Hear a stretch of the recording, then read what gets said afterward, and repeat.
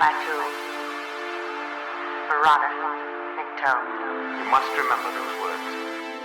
Gordon's alive. You know what the Turing test is? I know Kung Fu. Dead or alive, you are coming with me. 1.21 gigawatts!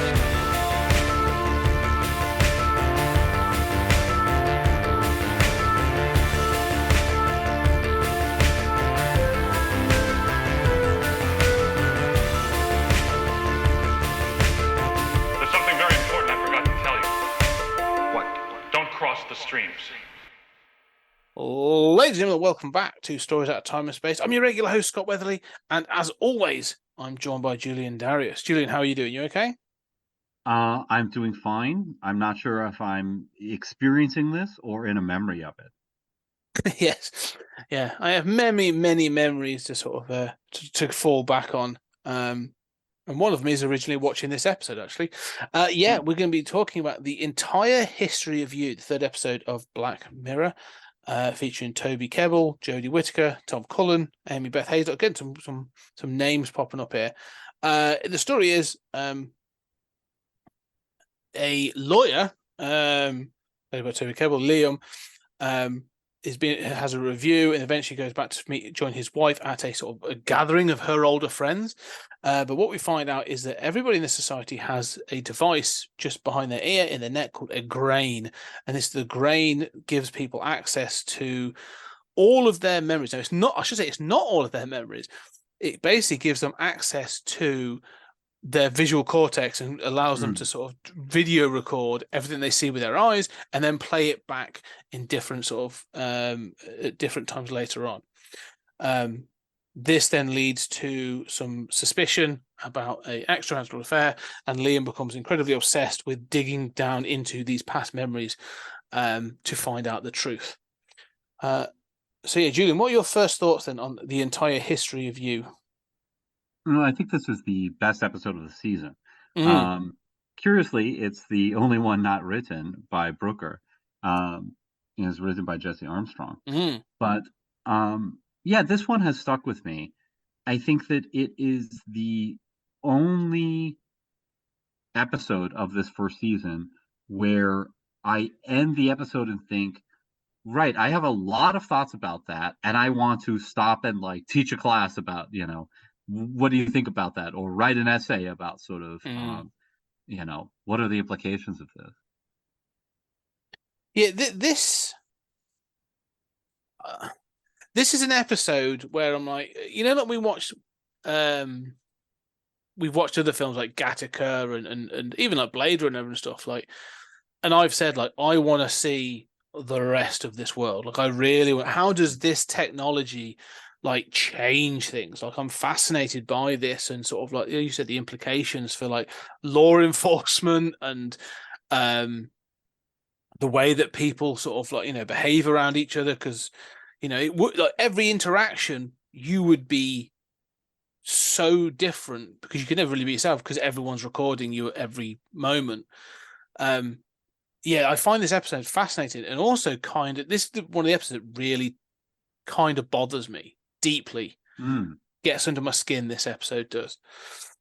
In a good way or a bad way? In a bad way. Okay. This episode unnerves me. Because of this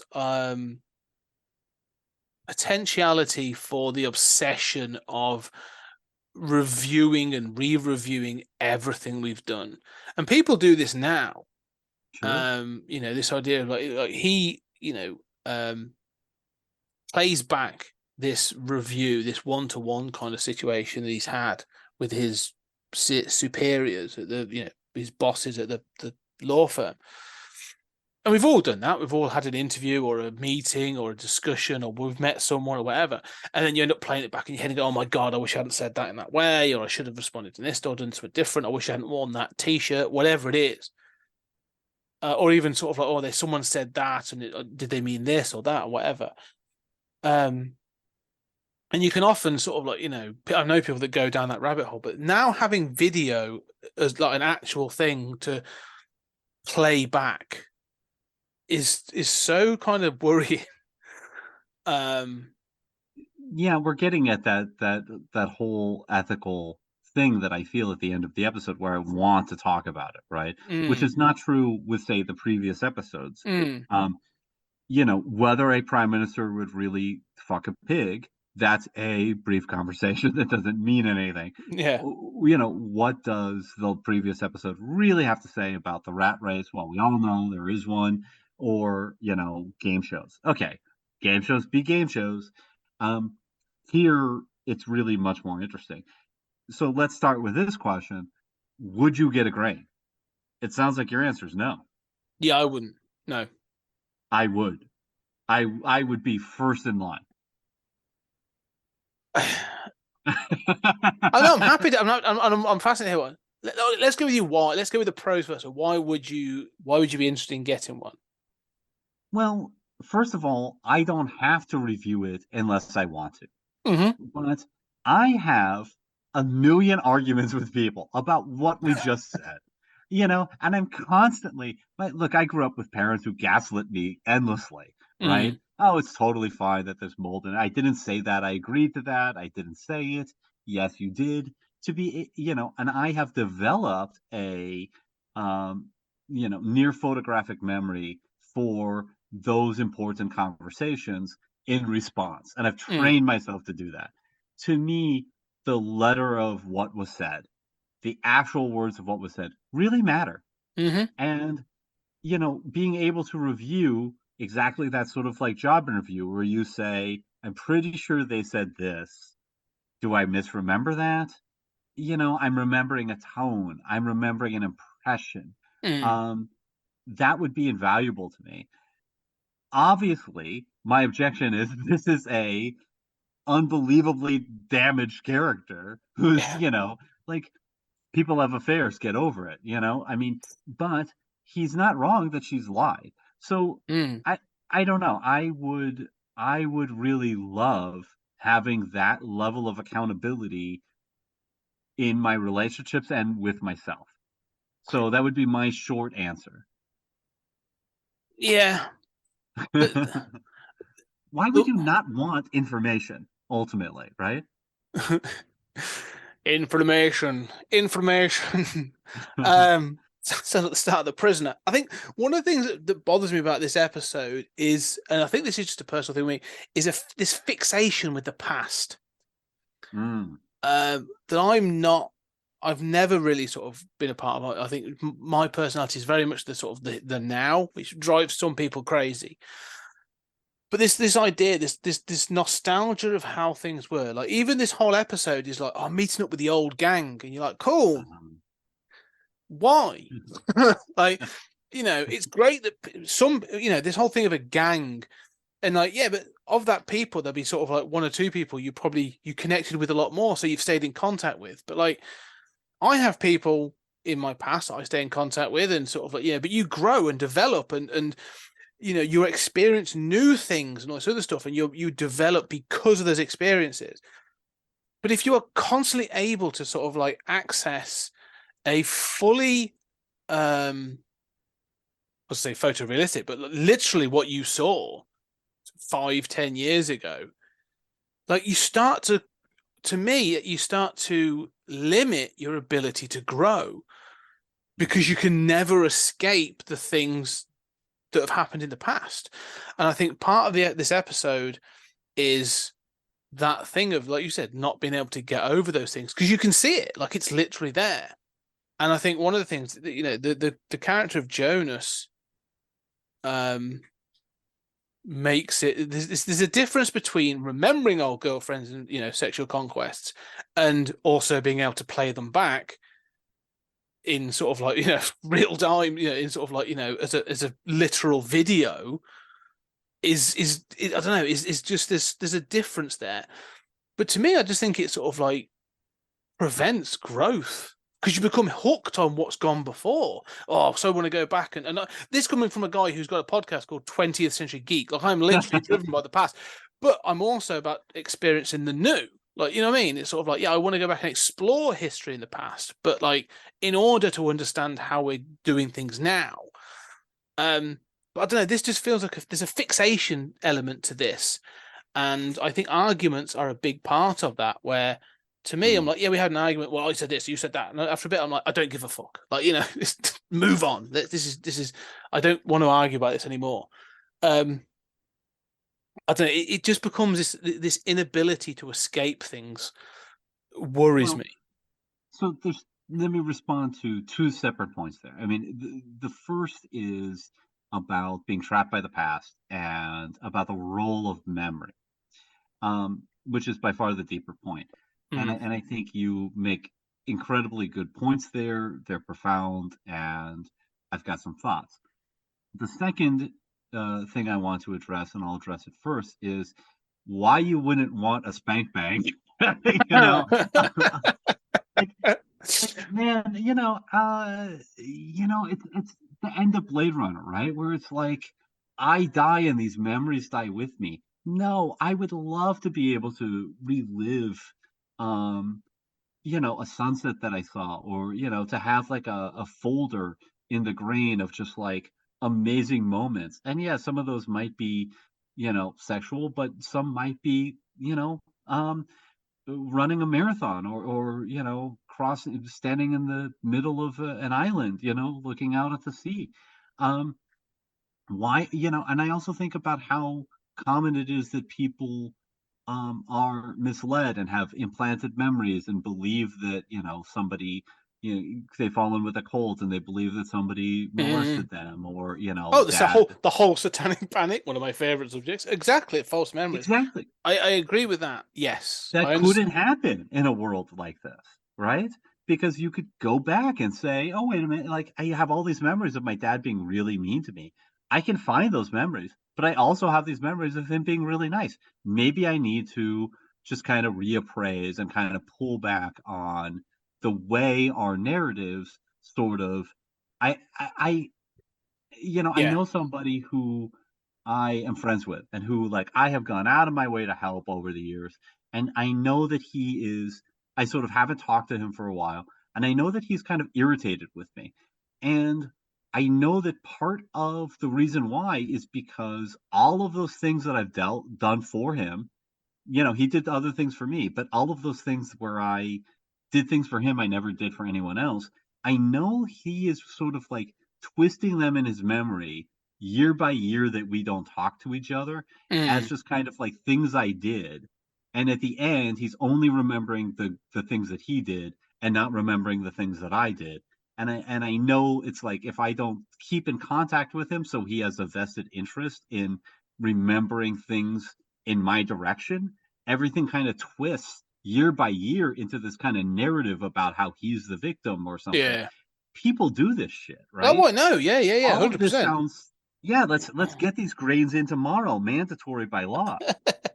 Well, again, by law, that's an interesting one, because again, like I say, this completely changes.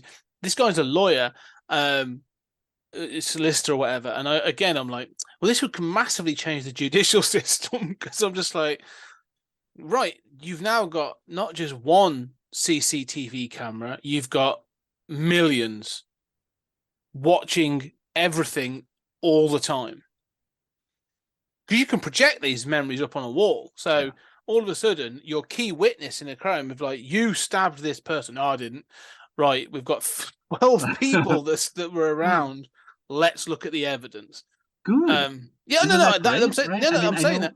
But like you say, so this is where, and that's fine. I agree, that's a good thing, because I think it'd be crime prevention. But this is that thing about privacy, and again, this is where my mind goes off. And I want to address this story, and then the extension of this, the grain.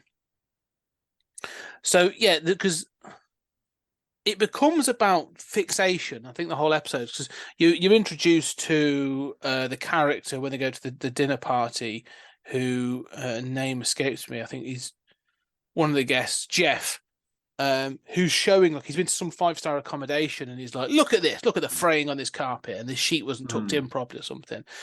And one of the other guys calls him out, and he's like, when it says to him, like, what's it matter? Like, who cares? And he's like, well, it's going to be in my head forever. And he's like, yeah, only if you look at it. Like, stop fixating on it. And it becomes almost like that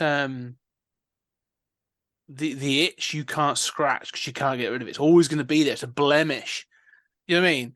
And then you're right about, and again, this comes down to a personal thing, that ability to say you stood on a beach and saw the perfect sunset, or, you know, that one memory of the perfect day of doing whatever. All right. And education wise, every lecture I've sat through is there accessible. Cool. But then there's also that thing of like, I have a memory of this person, you know, I'm trying to think. Let's put it in two ways. You get dumped, all right? You've been in a relationship and you were fully involved, and then this, for example, this scenario in the entire history of you, he pulls his grain out at the end, and again, like, because he's had so much taken from him that he goes to stupid lengths to sort of do it. But like the fact that he finds out that basically at the end of this, that the child is not his, but he is really fixated. He is struggling with having to go through these videos of him building and bonding with this child that is now just sullied, and this relationship with his wife and stuff. Like, you know, it's really sort of, how does to have that not just as a memory, but to have it as actual video that, like, you know, how do you get past that if it's there as a constant reminder? But not just you, everybody else. So it's not the fact you can go, well, I've deleted mine, because someone else can go, well, I've not deleted my version of this, and off it goes.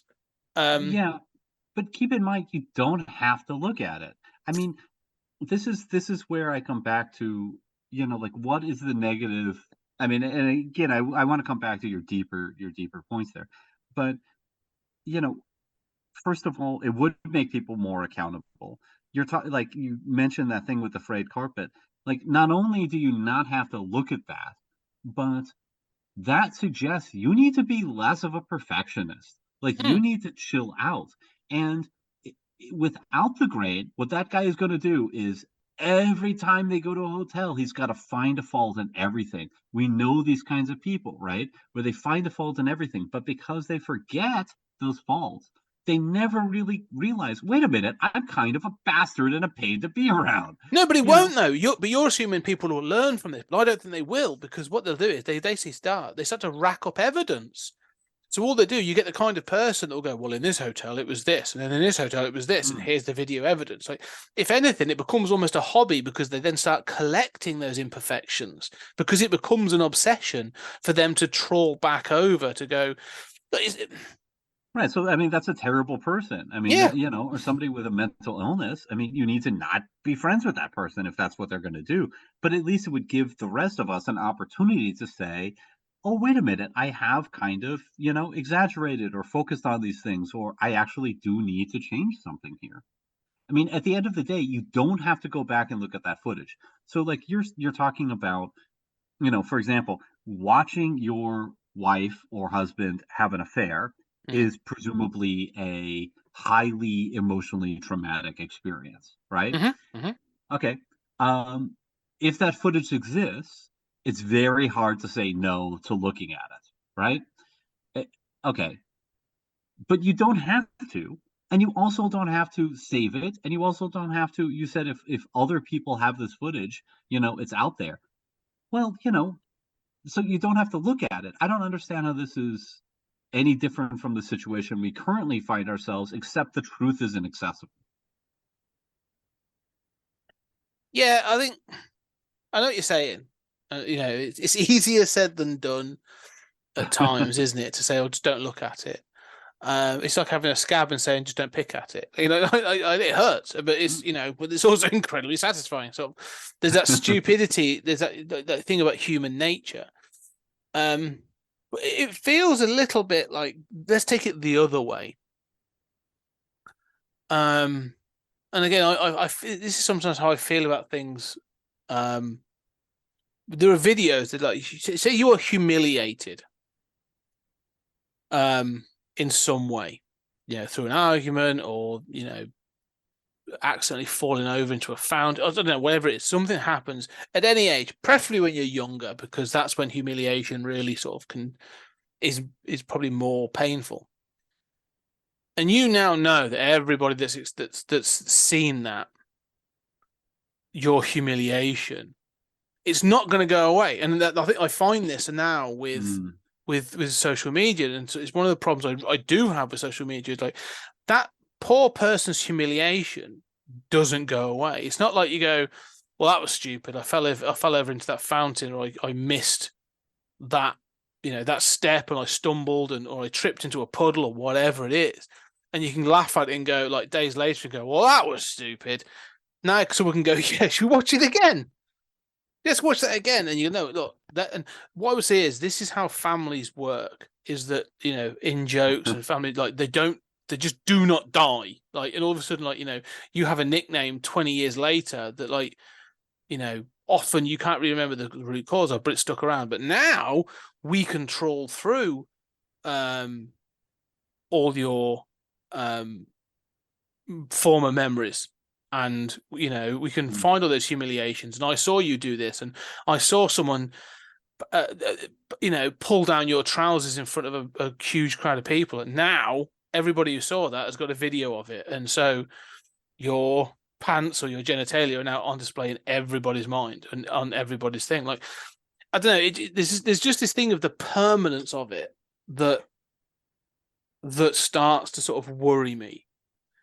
Not that I've done lots of stupid things, not that I've done stupid things, but I've done lots of stupid things that I'm glad aren't recorded. But this thing of, it's more about being young in this situation. I mean, again, one of the things that's interesting is at the start of this episode, they're talking about the types of cases that the guy's taking on that sort of shadow some of this, is people with grains and stuff, children suing their parents for misparenting, and they go, well, I've got these videos of it now. Like, so how young is it before people are being given these grains? Well, we actually find in this episode that their child has got one, because they roll back the footage, and this is what I'm saying, they roll back the footage of the child's grain to see what's happened with the babysitter and stuff. Like, the baby becomes their own babysitter cam. Yeah, great. Yeah, no, that's fine. But I'm like, awesome. okay, yeah, it's fine. But then I'm like, okay, well, how at what age do you not do that? At what age does a parent stop watching that back? Well, at what age does the parent not have access to the feed? Exactly. Like, right, yeah. My daughter's 10, and I'm already going, well, I wouldn't. That would be a massive invasion of privacy. Like, yeah. And so you're there's also things talking about potential like child pornography being produced. Exactly. Right? So there's bathroom cam footage of everybody as they're on the potty. Yeah, exactly. So what about people working in hospitals or nurseries or these other things, schools? Kids in schools, right? Because again, and this is the thing where I'm like, all the kids have got them, and you've said about and some, mainly boys, are vile creatures as teenagers. If you had the opportunity, I can not only can I sneak into the girls' locker room, I can then get, I could see something, I can then project it to my mates, right, up on a TV screen. Granted, if you get found, you're going to get done because you've got the evidence is like in your head. Well, but I mean, there's also consensual, quote unquote, relationships between people who are both underage, right? Yeah. But if there's a recording of that recording, whether the actual act is legal in that jurisdiction or not, having a recording of it is still child pornography. Yeah. Well, what about revenge porn as well? Right. You leave a relationship angry. One of the things you might be able to project it. One of the things we talked about the commodification of technologies and stuff in the previous episode. Well, all right. How soon before you can buy and install memories? Look, I'm never going to, like Total Recall style, I'm never going to skydive, or because of my physical disability, I cannot do this. But do you know what I can buy? I can buy a memory of someone who has done it and have it installed in my brain so that I can watch that back. I can experience that as a memory. What about that? In that case, then, like you say, what other things could be installed or uploaded or whatever? It's that's really fascinating. because then it starts to become, again, this is the thing, you're saying, people say like the internet is permanent. And it is really, it's the internet. It's forever, at least for now. But Well, it made me think about the EU's right to be forgotten, exactly, which yeah. where you can have things scrubbed from the internet if they're too old. Mm.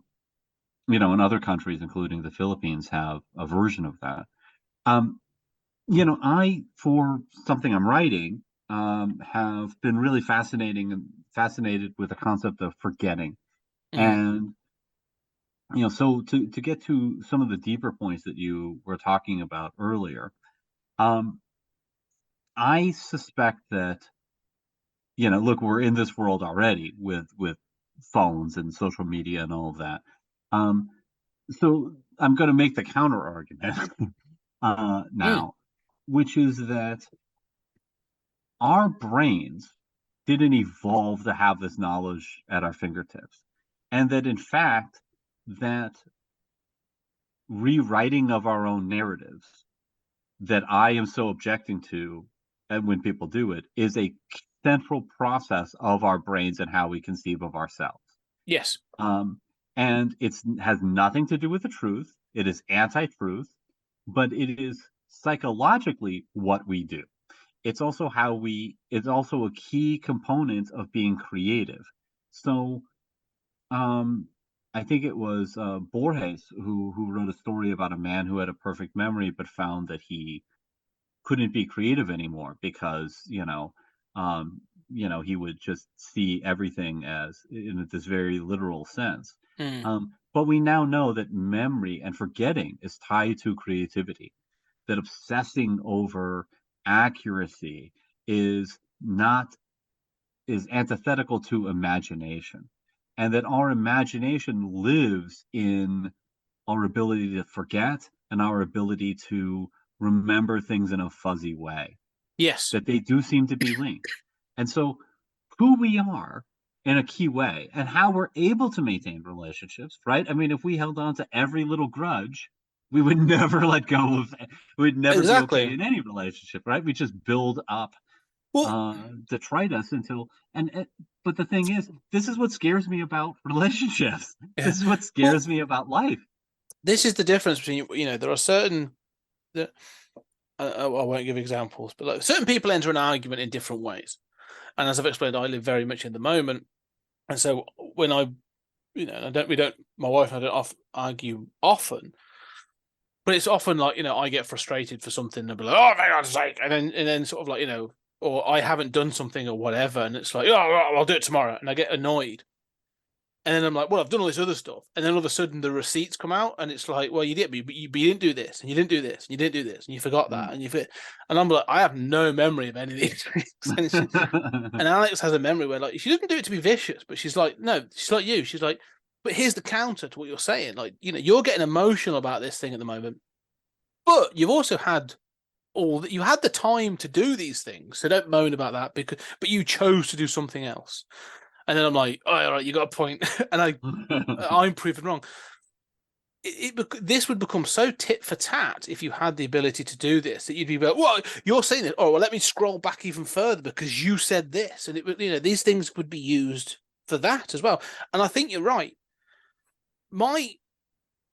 Sorry, any further points? So I do want to make a further point around this, but go for No, I mean, I'm not overly concerned about what you're talking about. I mean, I think we'd adjust to a new equilibrium. Yeah, but it's these deeper questions that go ahead. You say about remembering people fuzzy, and I like that term. We apply that best of all when people die. Mm-hmm. And so someone passes on and, they may have been a bit cantankerous or a bit difficult in life or whatever. But in that moment, you go like, yeah, but there was all those great moments. And you might even laugh about those those moments you did argue or that were cantankerous or whatever. And that's what we do. We apply almost like a fuzzy logic to, memories in memoriam, let's say. Mm-hmm. And I find that, again, like if you're to be given the clarity of every second of every day, then you can't do that, because, again, like you say, you can't put certain things away to almost apply like that fuzzy memory piece of it. Because you'd be like, well, this person died. And they go, yeah, but they were still really mean to me on, February the 2nd, 2021. You go, right, yeah, but forget about that. It doesn't matter. Yeah, but I can play it back and it'll irritate me again. Or we never finished that argument. Do you know what I mean? I think you're right. I think being able to apply a fuzzy memory is actually really important for how we think of people fondly, and actually how we engage with people on a daily basis. No, I think you're right, and but I also think that's terrifying. Do you not find this objectively terrifying? I mean, No. like, yeah, I mean, it's one thing if you say like, okay, Bob was a bit of a git, but now I remember that nice birthday present he got me, and all of that. That sounds all sort of innocuous, but but let's consider the plot of the actual episode, the entire history of you. Here we have a character who, is married to Doctor Who, who's cheated on him, and is raising a son that's not his own.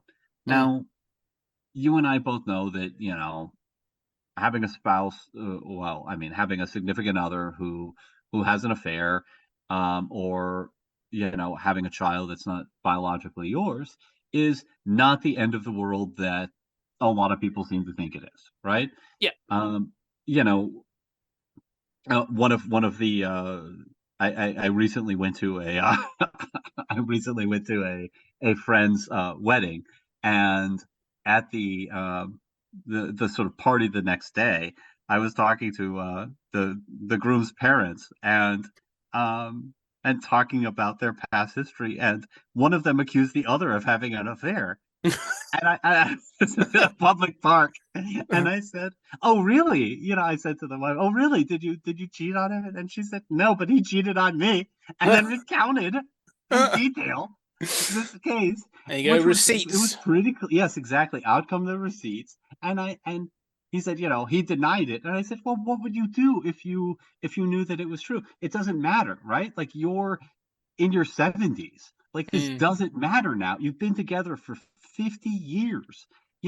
Does it matter if Paul had an affair 30 years ago with, some girl he obviously hasn't kept in touch with?"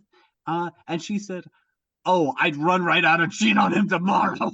And I thought, how are you so immature? Does this really matter? So, and amusing anecdote, but my point is, it's not the end of the world. But still, this is what upsets me is our lives, are our lives and our relationships based on forgetting, and not just forgetting, but not knowing central truths like this? Yes. And I suspect the answer is yes, too.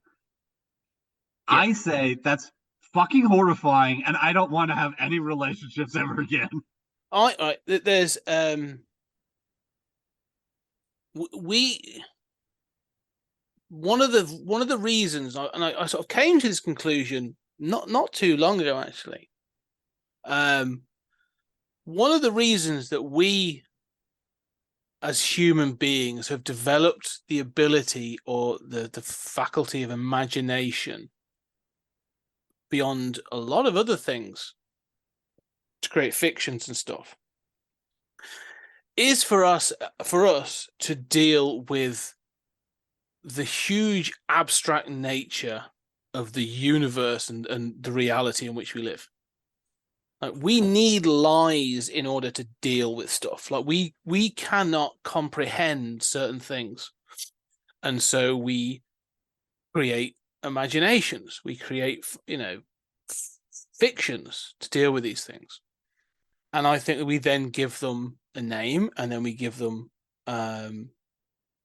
a story and everything that goes with them. And this goes from little things. In fact, I thought about this, and then I actually saw something that pointed out that Terry Pratchett's already talked about this. He mentions it in Hogfather, and he says that as children we are taught to accept the little lies, so that when we're grown up we can accept the big lies. But I think lies is the wrong word. I think it's to me it's imaginations. If we know the cold hard truth all the time, you remove emotion and perception from the argument or from the experience. There is no paranormal, there is no supernatural, there is no religion. It's all gone. It becomes this Vulcan existence. Do you know what I mean? Like you become logic is the only way to face it all, which isn't the worst thing. But we have these emotions so we can make these connections. And some of these lies is to allow us to not just forget, is to forgive. And I think we have to have these fallacies, or not these fallacies, sorry, these lies.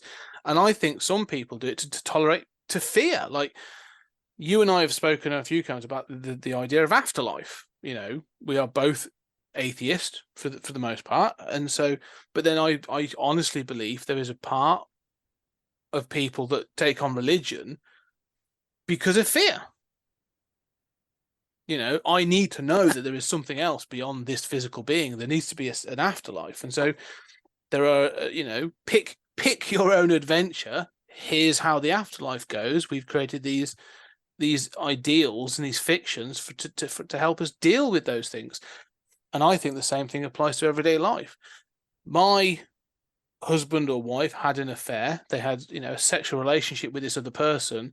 Right. They had that. They lied to me, but it didn't involve love. Do you know what I mean?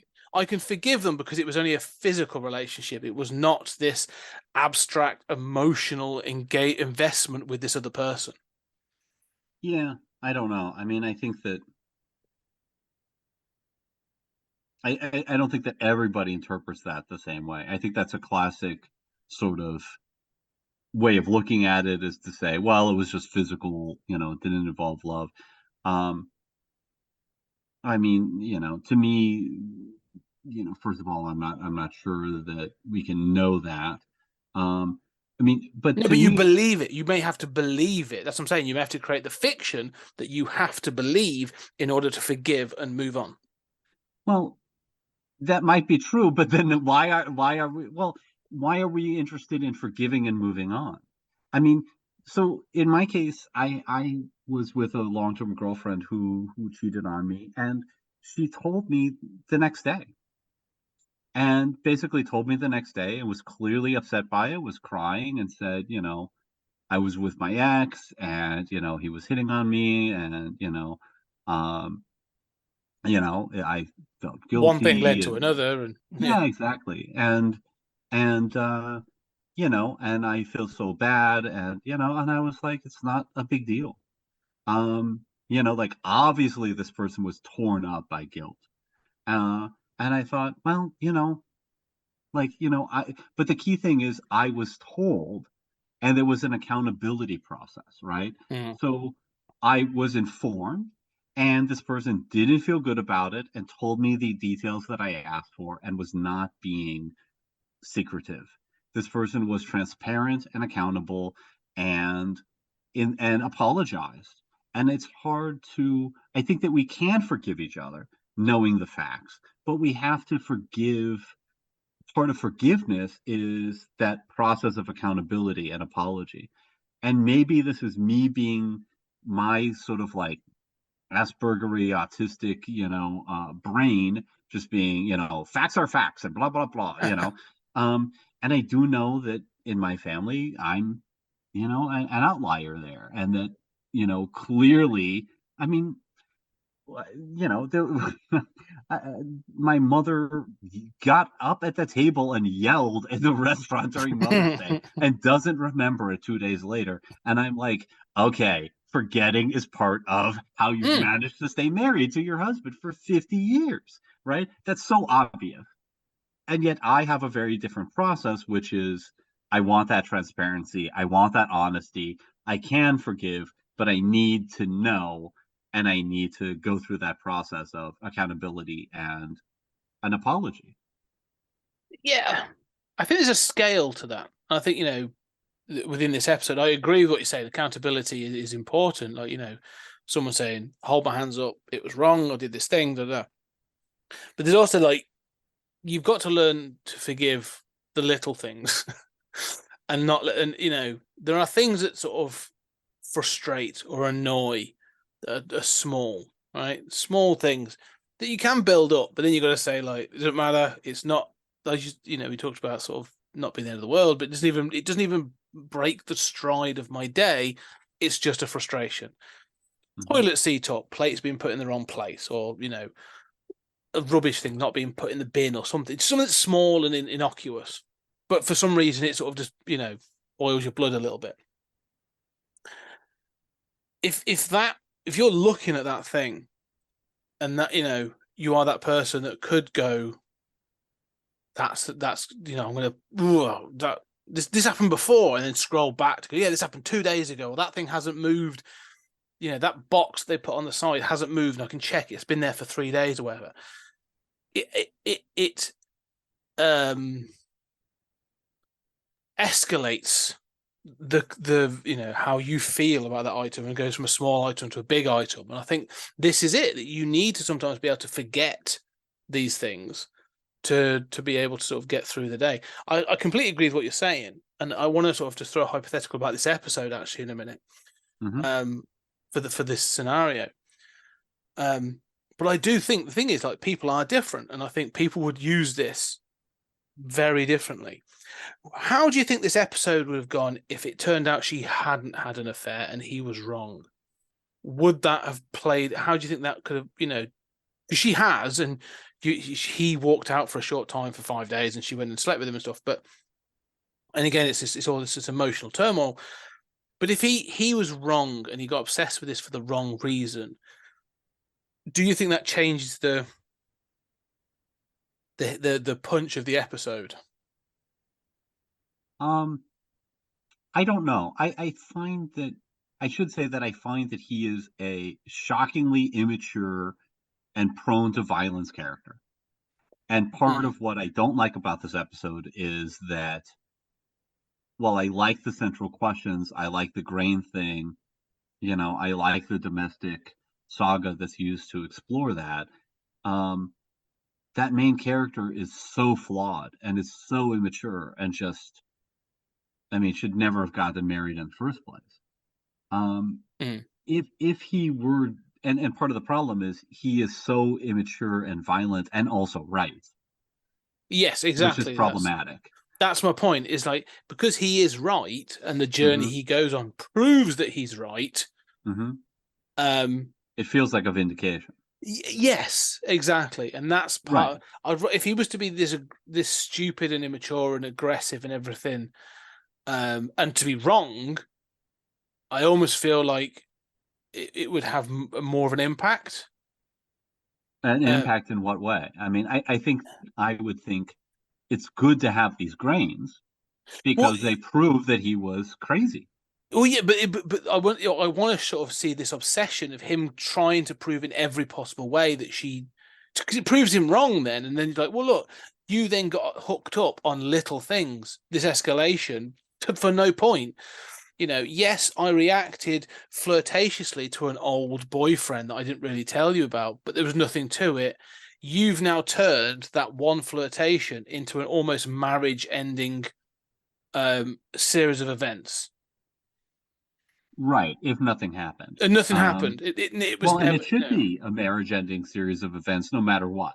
Oh yeah, no, she's leaving him, like, yeah, because he's dangerous. Well, they should both leave each other, frankly. Yeah, but my point is, like, I think if she was like, this never happened, and was able to show him that, right, and then he's like, oh shit, like, I've become, but why didn't you just show me this in the first place? And she should be like, I shouldn't have to.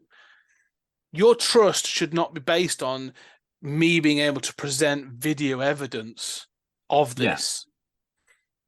No, and I sort of almost there's like a version of this episode that I think is that, right? Mm, I mm, mean, this having seen this before, and I kind of remember how it ends, there's still a version of it in my head that kind of plays out that way, right? mm. Where he is just obsessive and, he doesn't like that.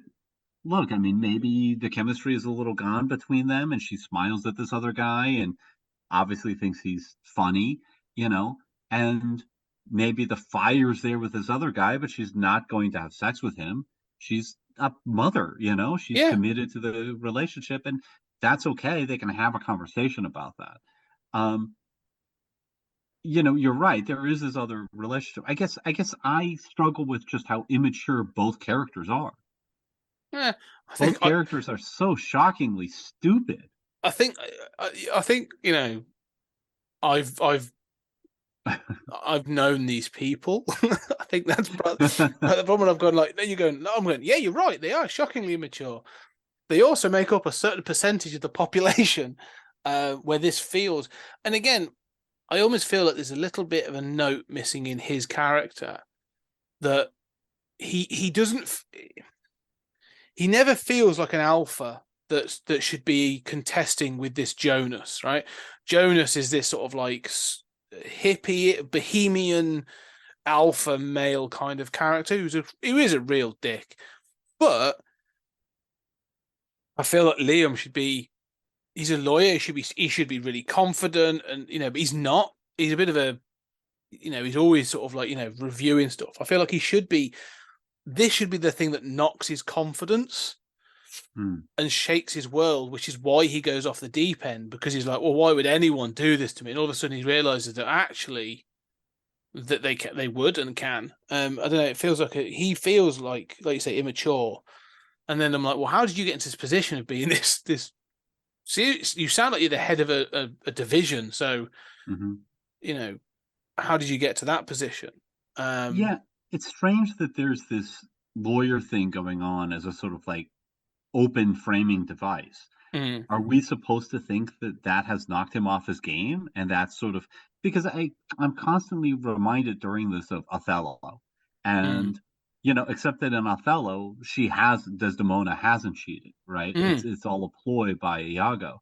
Um, but there is this kind of like spiraling of a person's psychology. Um, and I was thinking about that. But the professional situation in which Othello finds himself is important because it spurs Iago to go after him. Here, what is the point of the whole lawyer sequence except he's not confident? So maybe that's what knocked him off his game and made him more attentive to these issues with well, his wife. maybe, I but don't then know. we need to know that there are stakes. Like what like so this one to Mm, one this meeting he's had. What are the stakes for it? Is he going to lose his job? Is he going to be mhm, demoted? It's never really established. Is he going to miss out on a promotion? Like it's not really established that this meeting he had at the beginning has got confidence shattering consequences if he mhm. messes it up. I don't know. Like, is Well, his it does division going say to be that shut you'll have down? to it does seem like it's part of a sort of like rehiring process, like there's been some kind of like merger or something. I mean, they do say like if we keep you on, they don't Mm, exactly use that term. They say you'll have to go through, a grain evaluation, and whatever, like this clearance process. mm. So it does seem like his job is at stake. Yeah, yeah. Um, but right, I mean, it's almost like by the end of the episode, why is that stuff there in the beginning in the first place? Mm. Yeah, it feels superfluous, really, by the end of it. Um, it- yeah, and the other thing is, it seems like these things have been around for some time. Like grains have Mhm, been around for some time. You know, she talks about them being the old gang, so they've been, and it goes back years because it was before they married, and they've got like a young toddler child. So you're talking at least 5 or 6 years back. So these things have been around for let's say a decade if they've taken on that well, if not slightly longer. So you've got like a decade's worth of people living with adapting to this technology, yet there still seems to be, in fact, we see it being used as a way of flying around. So instead of a passport, we can check your grain thing to validate your identity and stuff. And you haven't been up to anything mischievous in the last 24 hours or whatever. But when he is sat at that party and he talks about this review, and then someone's like, "Oh yeah, well we can look at it. Let's just throw it up on the screen," and there's an awkwardness about the etiquette around something like that. That feels like that should have been resolved. Like, oh no, there are certain things you don't ask a person. Do you know what I mean? Yeah. And that sort of felt that. I know it's there as part of the plot, but again, it felt a bit like he should be in a position where he'd be like, "No, I can't talk about work things in a public setting." Like, right, yeah. like I don't have to. Firstly, no, thank you. I don't. Him just saying no, thank you. I don't want to talk about it, or don't want to present it. But also, like, Right. I'm a lawyer. I have contracts that prevent me from sharing There's an this. NDA over conferences like this. Exactly. Yeah. Yeah, you wouldn't say this to a lawyer now. Right. Tell me about your conference. If they didn't want to. Yeah. No, I think you're right. There could be the show could do a better job of that. Yeah. I mean, apparently, in the writing of this, Brooker was thinking of other consequences for the grain, which not only reflects the ubiquity of cell phones, but also the exponential growth of memory of computers, which kind of makes sense. But that Brooker pointed out that people might go to have affairs to the cinema because the grains would be turned off for copyright law reasons. I was going to mention that this would kill the movie industry, because you just watch it once and then you've got it forever in a folder. Yeah. Yeah, I mean, it would change it certainly. Or you listen to it once. Yeah, music. I mean, I don't know.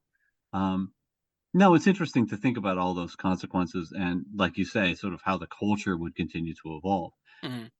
I just am stuck on how immature the main character Liam is. Like he's going to be arrested for assault, right? Yeah. I mean, there's no way this ends well. I mean, no, but if people weren't that mature, if people weren't that immature when they had something to drink, there would never be bar fights. Well, okay, maybe, but yeah, no, that's true. But still, like, I don't know. I mean, it seems like he's so immature about this. I kind of get the part of his character that I like is this sort of thing that I have too, which is like something got under my skin and I know there's something there and I can't let go of it until I figure it out. Which is a sort of like ADHD thing or something, like. But oh no, I that bit I yeah. No, I understand that and I appreciate that. I think the thing is this this lawyer. One of the things in being a lawyer is when he does sort of like lawyer up, as it were, and he tries to present the evidence in a sort of like a lawyerly way, to keep saying like, look, this is the evidence that I have that is proving my case.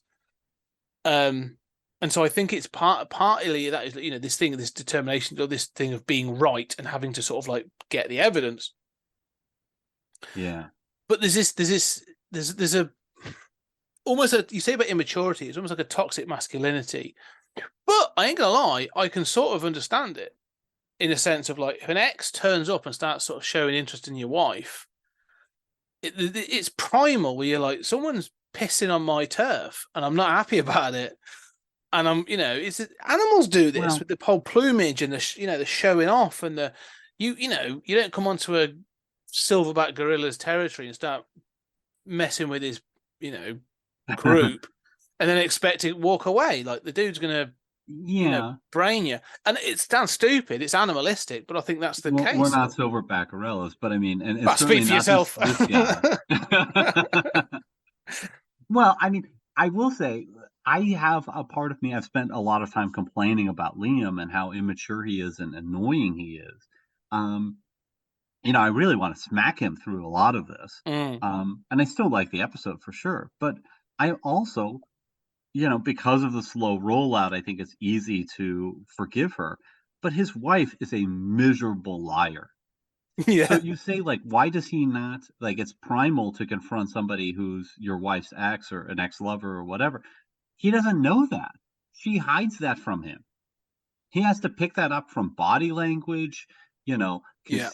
concealed conversations, and then, oh, he's the guy from Marrakesh, right? Mm. And it's this slow rollout of like that I hate in real life too, of like, just tell me what's going on. Stop, like stop having 5 stops along the way that you think it's better for me to know part of it. Now I know she probably has figured out that the child is, Oh, she not knows. her husband. Right. 100% she knows. Yeah, So that gives her a good motivation for lying every step of the way. yeah. Mm. But um but it does seem like, I mean, look, she could, where she's got grounds is you walked out for days, right? Mm. Like, this was an extraordinary circumstance. People make mistakes. Um, they could have that conversation, but she is so committed to lying every step of the way, right Mm. down to using protection. Mm. And to me, she's just as immature. And even knowing that, why are you laughing at the table? Oh, yeah, that's a bit like yeah, that's just well, even one of the things when he walks in, he joins the party. That's who she's talking to is Hmm. Jonas. So, and then she's like, "Oh, I didn't think you'd be able to make it." And obviously, she's a bit stunned. She's there, but there's a part where I say at that point, then you're like, "Right, I've really got to. I'll pull this back." But like you say, she can't, and it gets worse. And so yeah, she sort of he is immature and obsessed and gets obsessed with this, but like yeah, she's the one that sort of lights the touch paper by being uncomfortable and awkward and making it like almost blatantly bloody obvious. Hmm. So No, that's yeah. true. And she does kind of seem to walk it back a little, like in those clips of their conversations where she's trying not to look interested and look Mm, over, but she cannot restrain her charm. Um, yeah, I don't know. I mean, I can identify with that whole thing about like the video of the way she looks at him mm. versus her, and the way she used to look at him, and it's like that is something that that's where I can imagine this would just be a relationship killer Oh device, yeah. right? Yeah. Like, here is our first date. Here's how you looked at me. Here's how you looked at me on our wedding day. Here's how you looked at me this morning when you came out of the bathroom. Yeah. Like, I looked like a monster to you. Um, yeah, this would be pretty painful. Yeah, and again, this is you say about this. This is clear cut. You say about facts, Mm, and that's I think a big part of this is facts. Um, but you know, there is the notion of resting bitch face. Let's call it that for now. Like there are times I walk around this house, and like, if I'm especially like during the working day, where I've had a bad meeting or it's been a bit stressful, and I'm just like, oh, I've had enough. And I might, both Alex and I work from home, so like I might go downstairs to get a cup of coffee or something. She might see that face. I might look at her, and I might be looking miserable. It's not directed at her, but she'd be like, "You mm, looked at me with that face," and I'd be like, "Yeah, I did. Nothing to do mm. with you. I've just had a really tough meeting or call or whatever." But all you're seeing is all you're playing back is that frame that shows the that face, as it were. So there's still that element of perception or interpretation that can cause misunderstandings. Or context. Yes, yeah, exactly. Yeah. And that's why I think this episode be more interesting if he was wrong, Yeah. because then it does become about interpretation and she becomes just as culpable for not showing him in the first place or those actions. But it's yeah, Well, it's I'll tell you why it's not that he's wrong, which, mm, I mean, I do think it could easily have gone that way. It's because this technology has to be bad. yeah. And if he uses the technology to find out that he's wrong and needs therapy or something, that's not a dystopian show anymore. Mm. And all of these episodes are, Black Mirror, right?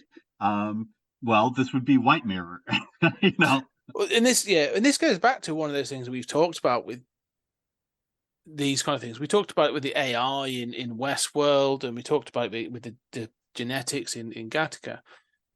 They show this version, but then you go like, yeah, cool. Show me the positive side. Show me all the murders that this has prevented. Show me all the, the crimes that this has helped solved, or, all the, I don't know, just to say the positives, all the people that have been able to resolve things because they've got these things. Yeah, I don't know. It's you're right that I always find that more interesting. Like, show me both sides. Show me a positive episode as well.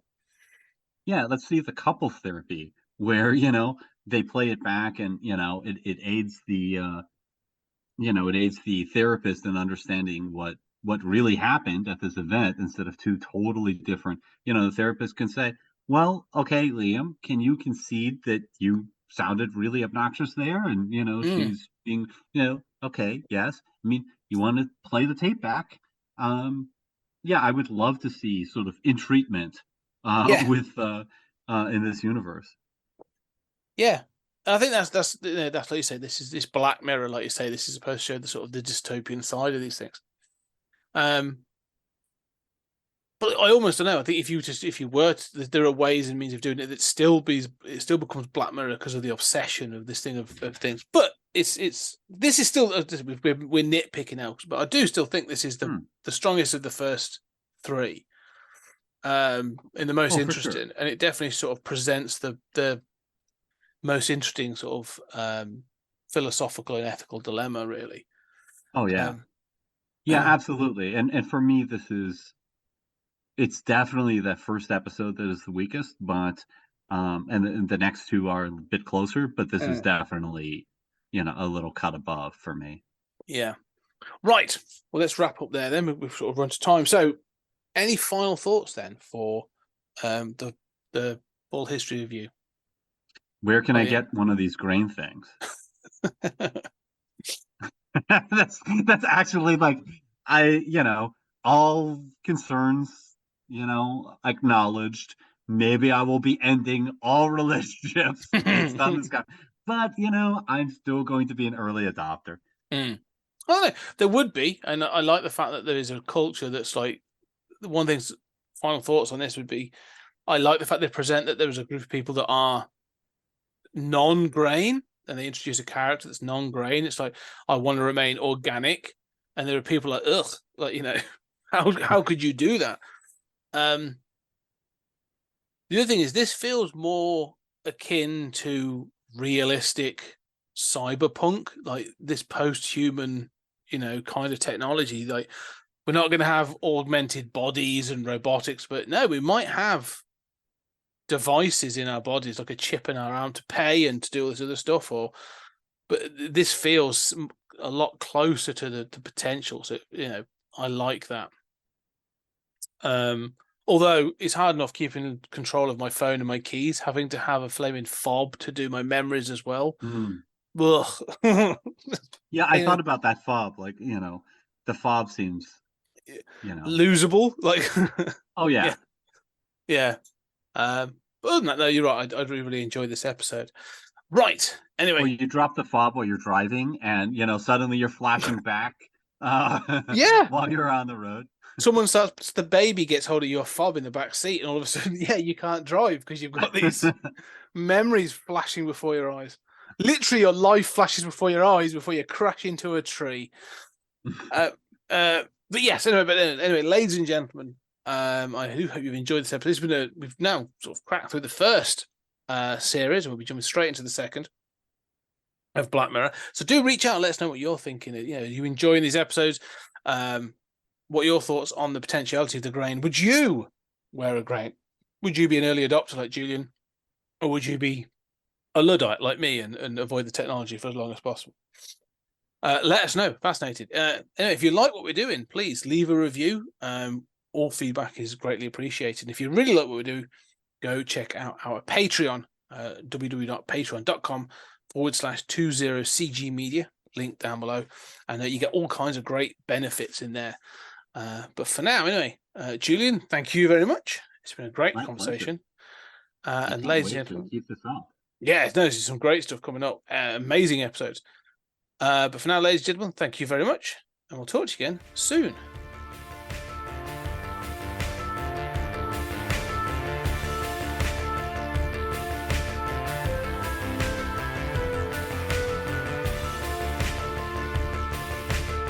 There's something very important I forgot to tell you.